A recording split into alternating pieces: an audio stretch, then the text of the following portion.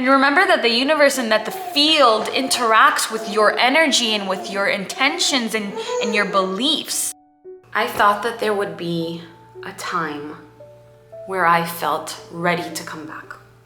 I thought that there would be this perfect, idealized moment where I was like, okay, you know, my baby sleeps better, I'm sleeping better, I can come back. These ideas have come to me, I can come back. And so what has happened is I've pushed away the day and pushed it away and pushed it away. And what was supposed to be a 4-month break turned into almost 8 months, right? And so I realized that I was putting the return of my videos on this pedestal. You know, only when the time is perfect, only when everything is right, will I come back. When I've slept, when I feel more like myself, maybe when I feel like, you know, like I don't feel as bloated and puffy from being postpartum. Maybe when I've had more time for myself. Maybe when I've had more time to meditate, more time to focus on my spiritual journey. And all this waiting was just putting my goals further and further away from me, and it was making everything so scary. This feels so terrifying right now. Who am I? Do I know what to talk about? Do I have something to say? Well, obviously, yes, I do. I've always had something to say. And I've been doing a lot of work, a real life experience. Every morning I'd wake up after very little sleep because we've been struggling with sleep over here, but no more. I'm manifesting myself right out of that. And I'd say, you know, I'm just too tired. The bags under my eyes are too crazy. I'm gonna feel better one day and then I'll know to start. What if that's not the way? What if actually the way is to do what scares you and do what feels uncomfortable now? And let reality, let the universe reassemble and kind of catch up to where you want to be. So I'm not going to wait until my baby sleeps through the night in order to do what I love to do, what I want to do, which is talk to you, which is come back and talk about spirituality and my journey. What if I stop letting my insecurities get in the way of doing exactly what I want? And so here I am now, postpartum, about 7 months, doing my makeup. It's not a common occurrence, but whenever I do get a second to do it, I do feel better about myself because I've taken 5 minutes to invest into me, you know? So hello, my loves. Let me tell you, this journey into becoming a mother, a wife, really, honestly, also a homemaker, I've created a home, I've made a home, has been so transformative, has given me so much depth and insight into reality, into my own spiritual journey. And there's things I want to say, like, for example, I want to say I'm so sorry to anyone who may have felt less than if they didn't have 3 hours for a morning routine. That was always just me showing what I was doing at the time, but it's very important to know that I was single, without any children, and with a job that allowed me to be home and to make my own hours. And so while it's unrealistic for the majority of people, what I do want to say is that having the routine, having a spiritual routine, and having a spiritual life, which is what a lot of us here have, did help me in some really dark postpartum moments. In the throes of painful breastfeeding and waking up every hour through the night with my baby and trying to just figure out how to feel okay and how to connect to something greater, while I was kind of spiraling into a little bit of despair, because sleep deprivation will do that to you. And being worried and anxious about your newborn baby, your first baby, will do that to you. So I'm really grateful that even though I didn't have more than maybe a couple minutes to myself, that in those nursing sessions in the middle of the night, I knew that I could return to my breath and that I could work on my nervous system and my breathing, and I could make the experience a little bit less difficult. I think actually the most empowering thing that's happened to me through postpartum is realizing that I had been complaining for a long time about no sleep, about sleep deprivation, and then one day remembering, oh, right, I could manifest everything to change.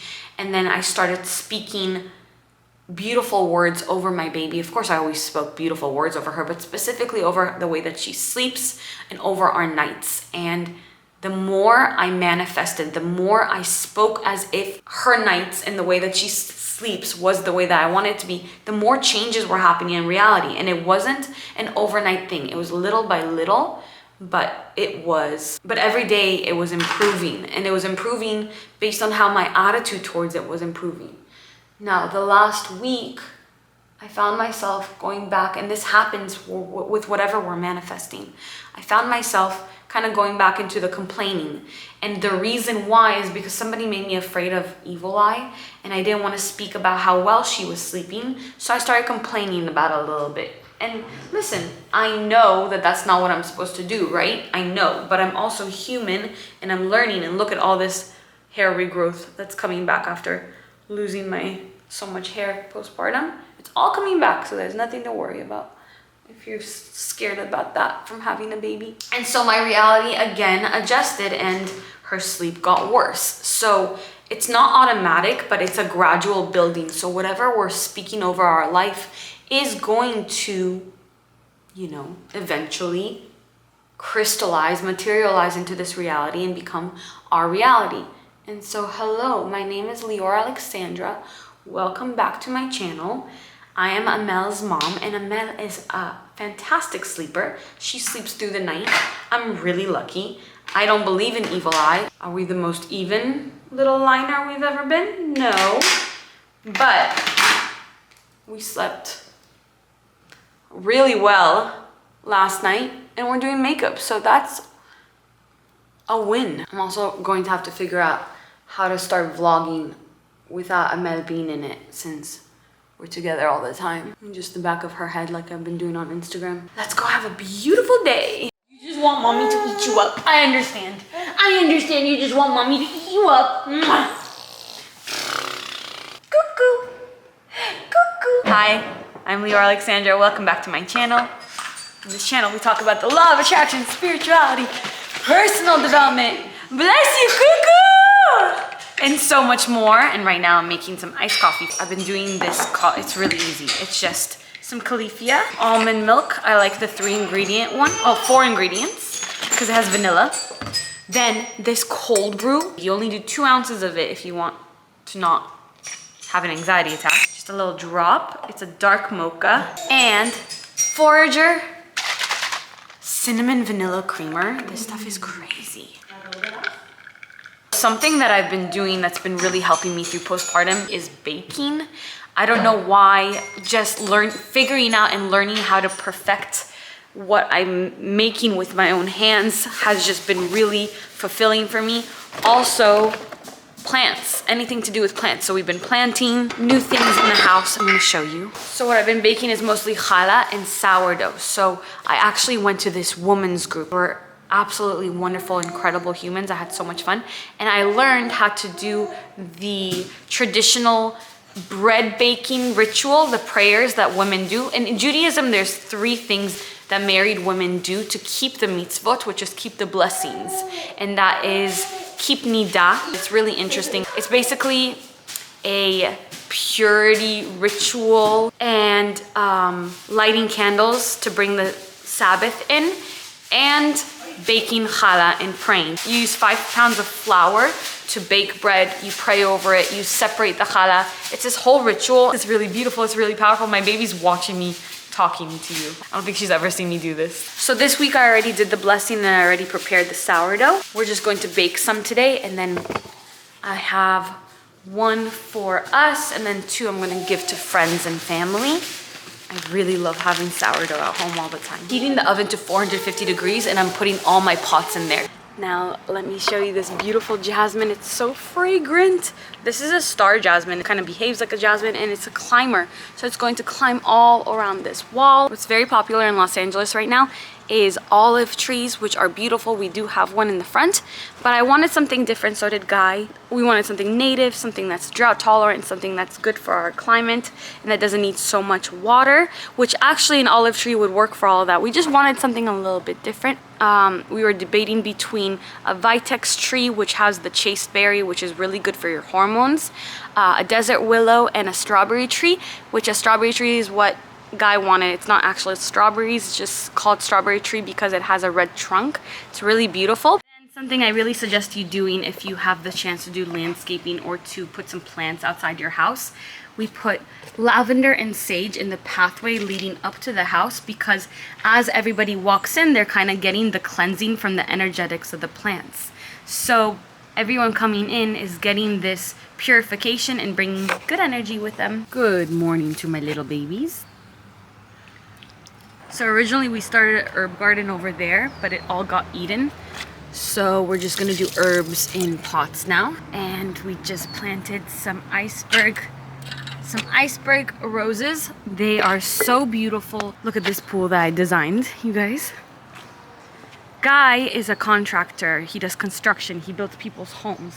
I've never done anything like this, obviously, right? But when we were building our home, he gave me a lot of responsibility because he really trusted me. He really believed in me. And so I kind of just took some leaps of faith and just decided on things that I like. I had to make the craziest little decisions that you would never think of, like what color to put in between stones, right? And it actually ended up just being so beautiful and everything works together really, really well.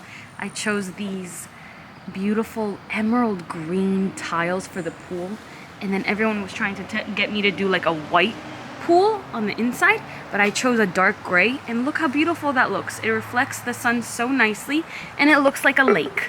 So I'm very proud of that. Where we're going to plant where we're going to do planter boxes. Well, here we have a little passion fruit vine that's gonna grow. Something really exciting that's happening over here is Amelie is starting solids. So I've been having a really fun time kind of following this Solid Starts app and figuring out what she likes and what she doesn't like. She really likes bananas.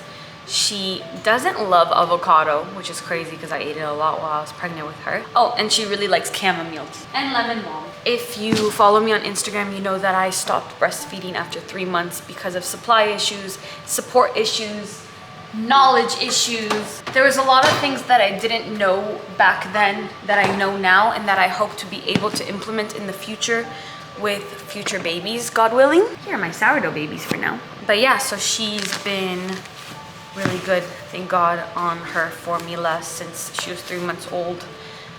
It was a really hard thing for me to experience. I had plans to breastfeed for as long as possible. It just didn't work out that way over here. That's okay because she's doing great. Aren't you, baby? You're doing so good. So I'm getting these ready to go in the oven. A lot of people have been asking me why I don't post pictures of Amel. I have many reasons. One of the reasons is there were a few very unkind people when I was pregnant and they found out that I'm Israeli American and Jewish, and they said some really horrible things to me. And so I don't believe that anybody deserves to be able to say those things and then also see pictures of her, of my beautiful girl. Another thing is, you know, her will and self-determination. Who knows if she's gonna want all these videos of herself as a baby when she's older online. There's also a lot of really scary things people are doing with pictures and videos of babies right now with AI on the dark web, and I don't want her anywhere near that. So I'm gonna try to keep her off for as long as possible. When she's older, if she wants to be on, she absolutely can. Who knows if we're gonna be on it even. Someone was asking me if I connected to my baby before conception, before birth. And weirdly, even though I thought Amel was originally, before we knew that she was a girl, I thought that it's gonna be a boy, I did connect with her. She's been in my dreams my entire life. And because she is a girl and she came to me in my dreams, I do have a feeling that the next one might be a girl also, because I often would see sisters holding hands and with me, 2 little girls. So maybe we'll have another girl. I read Spirit Babies and I kind of do believe that maybe I'm feeling a brother somewhere in her energetic field that she's really close to, which would make sense because I'm so close to my little brothers. I'm reading, I posted on Instagram and asked if anybody has questions for me now that I'm trying to get back here. Someone said, what truths have been revealed to you lately? And I just want to reiterate that I had such a reawakening, a remembrance that we are bringing into reality what we speak about most often, and that all the power is in our hands. So wake up in the day and speak what you want to see in your reality. Speak it into your reality. Speak beautiful words over your relationships and over yourself and over your life and over your children and over your home, and bring only goodness into your home. And remember that the universe and that the field interacts with your energy and with your intentions and your beliefs. So continuously feed yourself and feed the field with these good things. And you'll see reality little by little unfolding into exactly what it's meant to unfold into. So the message that's really important for me to get across with this vlog is that I don't know if I'm coming back. I don't know if the energy readings are coming. I'd love to come back soon. That's my goal. But what's really important is that I'm doing something that scares me, and I'm doing it before it gets way too scary that I never come back. And things could be different right now. I don't know who's still here. I don't know who's still out there. I don't know who's interested in this new phase. I find that a lot of us have grown up together, that we're going through much of the same things at the same time, or very close together. Maybe if it's not in your immediate future, maybe my path is close to where you're gonna be in a year from now, or where you were a year ago. So yeah, I'm excited to see what the future holds, but I'm not going to not do things because I'm tired. I'm not going to not do things because I'm waiting for something to magically be better or different. I'm not going to not do things because I'm scared. In fact, I'm gonna do them because I'm scared. Those things that scare us is usually exactly what we need to do. Okay, goodbye. Bye-bye. I'm hanging up now.